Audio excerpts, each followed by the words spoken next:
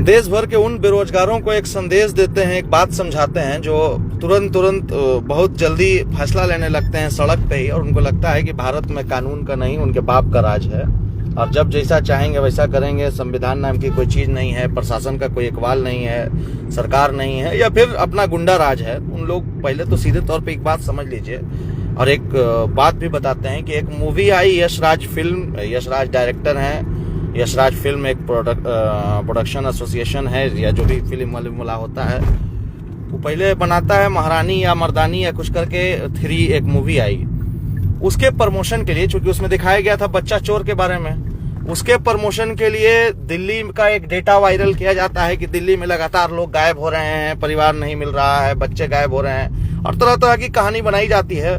कहानी में कुछ सच्चाई है और कुछ मनगढ़ंत कहानियां हैं, जो अंग्रेजी का एक वर्ड है परसेप्शन, उसको गढ़ा जाता है समाज में।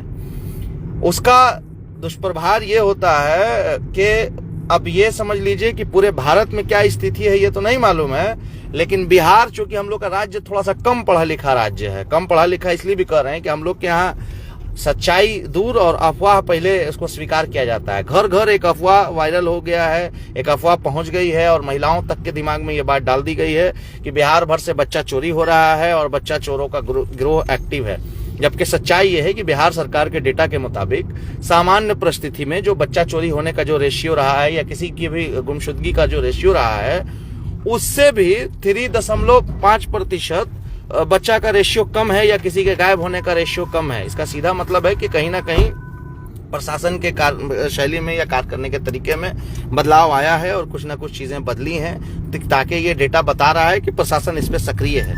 बहरहाल, ना हमारा मकसद है प्रशासन के डेटा से, ना बच्चा के चोरी वाले अफवाह से। एक बात सतर्कता जरूरी है कि अगर हमारे घर में बच्चे हैं तो उनकी सुरक्षा और उसकी जिम्मेदारी हमारी अपनी जिम्मेदारी है, और हम सबको चाहिए कि हम अपने बच्चों की हिफाजत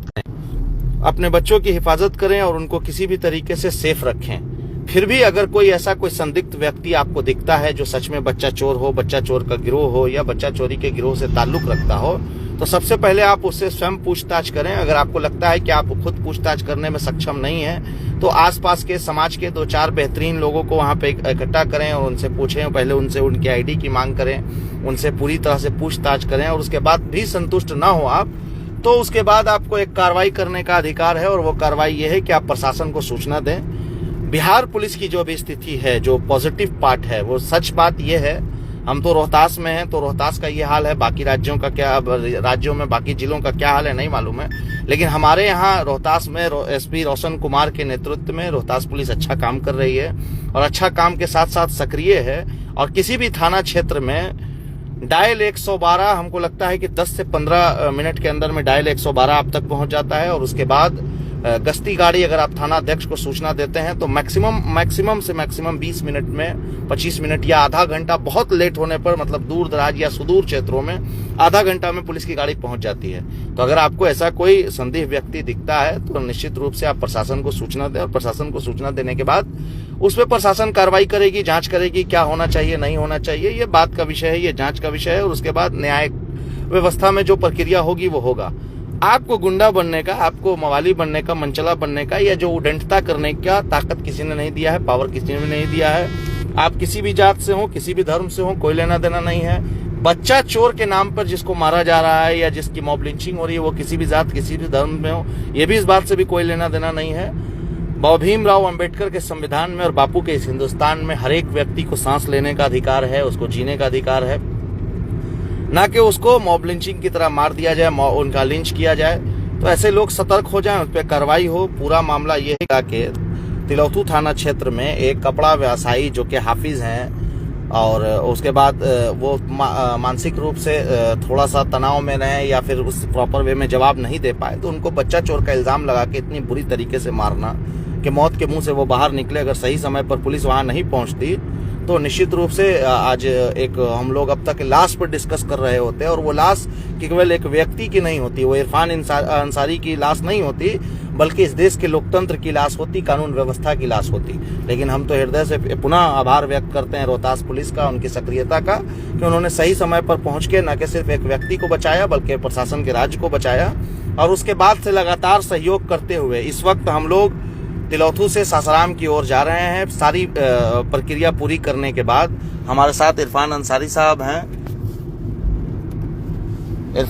साहब हैं और इनको बुरी तरीके से आज जिस तरीके से मनचलों ने मारा है और उसके बाद ये घायल थे, अस्पताल में इनका इलाज हुआ। कानूनी सारी प्रक्रिया पूरी करने के बाद अभी हम लोग सासाराम लौट रहे हैं। आपको किसी तरह की कोई दिक्कत परेशानी नहीं है ना इरफान भाई? आप ठीक है ना? हमारे साथ इरफान भाई के भाई भी हैं, बड़े भाई हैं। क्या नाम है आपका? मोहम्मद रिजवान साहब हैं, इनका पूरा परिवार है। और हम लोग बस इतना चाहते हैं कि किसी पर भी, किसी जात, किसी धर्म के व्यक्ति पर कार्रवाई करने से पहले इतना जरूर सोच लें कि वो यतीम नहीं है। अब विशेषकर रोहतास में तो औकात याद रखिएगा अपनी, कि जब तक तुराब नियाजी जिंदा है किसी के बाप की ताकत नहीं है कि कोई अपना औकात भूल जाए और उसके बाद भीड़ तंत्र को बढ़ावा मिले। चाहे जितनी भी भीड़ होगी उससे हम लोग संवैधानिक तरीके से निपटने की ताकत रखते हैं और निश्चित रूप से इसमें कार्रवाई होगी।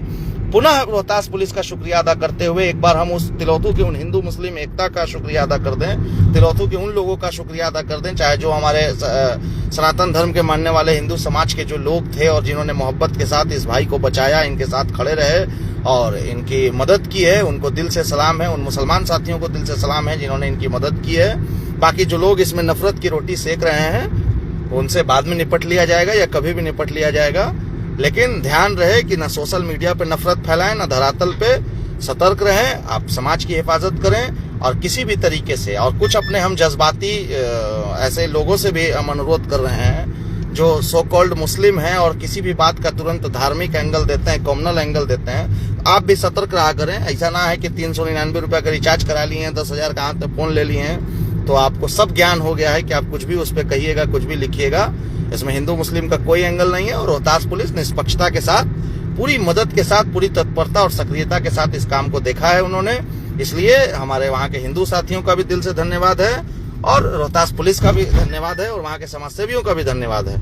इसलिए इसको एंगल नहीं दे। इनको मारने वालों में, उस भीड़ में सभी लोग मौजूद थे और उस भीड़ में सभी जाति और सभी धर्म के लोग मौजूद थे और सब पे कार्रवाई होगी, चिन्हित कर करके कार्रवाई होगी।